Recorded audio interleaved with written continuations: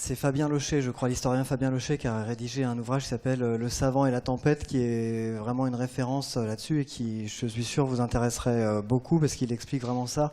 Et dans cet ouvrage, il montre à quel point il y a eu ça a été une bataille scientifique pour lui, déjà, de montrer comment cet événement météorologique fonctionnait. Déjà, les autres météorologues n'étaient pas du tout convaincus que ça fonctionnait de la façon dont il le disait.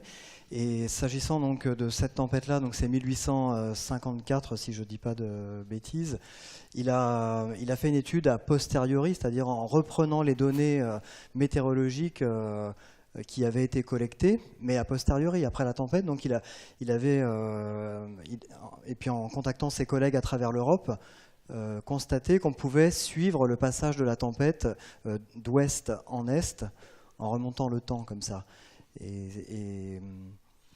Et puis il avait remarqué aussi qu'au passage de la tempête, c'est comme ça qu'il a eu l'idée de la carte, la pression atmosphérique diminuait. Donc si on pouvait tracer le champ de pression sur la carte, on pourrait identifier le cœur de la tempête.